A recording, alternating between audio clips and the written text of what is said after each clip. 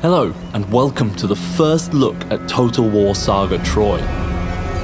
We're going to be playing through a battle between two of the greatest warriors of the Bronze Age, the furthest back any Total War game has ever gone.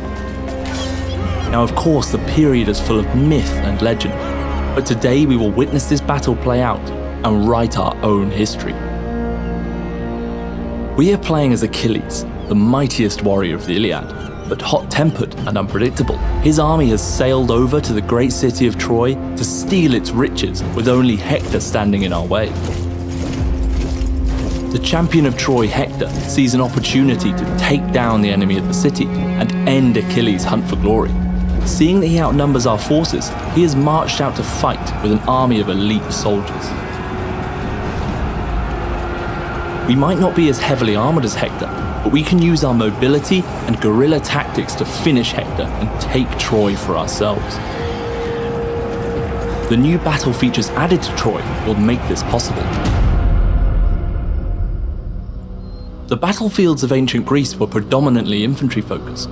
War horses on the battlefield were scarce and mainly reserved for chariots.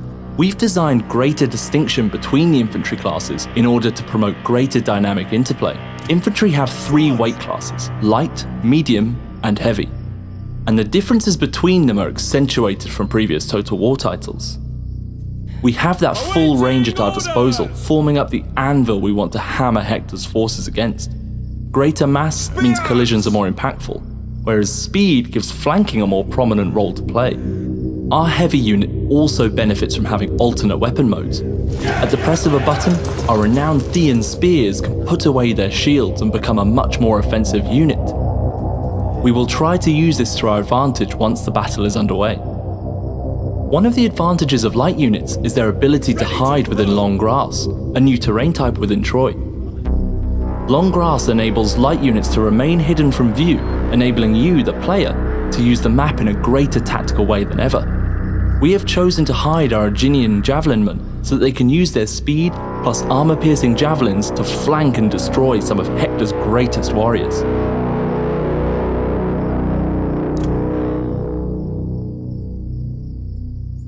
On our right flank, we have our Achilles runners, trained by Achilles himself, also making use of that long grass. They should be especially effective with their special missile weapon available to them. On our left flank, we are going to use our heavy chariots available to us and herd Hector into our trap. Let's get this battle underway. Heavy chariots are slow but tough and can wreak havoc in the enemy lines, with their devastating charge punching through all but the toughest and heaviest units. We can see Hector and his troops approaching. Let's take a closer look. They are currently walking through another new terrain type, mud. Mud severely impedes the movement speed of heavier units, who get stuck under the sheer weight of their colossal armors, whereas lighter units can freely move through it with little penalty to their speed. If we had more ranged units in our army, we could utilize this, but today we will have to employ different tactics. Hector doesn't just have these heavily armored Troy guards at his disposal.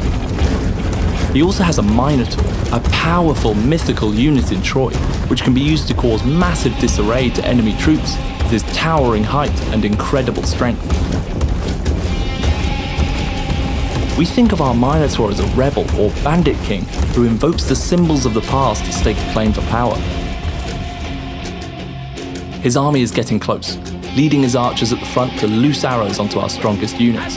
Enter stage 1 of our ambush. We are going to use the Thessalian Marines to cause disarray on their front line, using the move whilst hidden trait. The foe has sighted your hidden units. This enables us to get close to their archers and push them to the rear of Hector's formation, leaving them exposed for a flank. On our retreat, we will take some arrow fire, but this will keep our strongest units at full strength.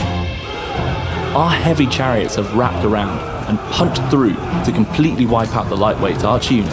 Our right flank is managing to prevent any attacks our enemy Hector had planned, with the light swordsmen holding them in place, and our Aegean runners using their aforementioned missile weapon to provide range support. Hector's forces are now attacking our front line, including the mighty Minotaur. Your hero is under attack. Achilles has engaged with their unit. Let's put away the shields of our Thean spears and engage on the offensive. Our units are not as strong as Hector's, so they will not hold forever here. We have our javelin men still hiding in the long grass. Let's move them into the perfect flanking position before our forces flee. We can see these guards of Troy are making mincemeat of our medium-weight swordsmen. They have only lost around 20 men compared to our almost half. Now let's see what happens with a bit of backstabbing. With their backs exposed, these tanky units stand no chance, and we can see their unit numbers dwindle. Troy battles can be won and lost in the skirmish. In Troy, some heroes can issue divine challenges on each other. This will issue a challenge on the enemy hero, which will force them into combat with one another. We've decided to draw Hector into combat and end this battle the honourable way.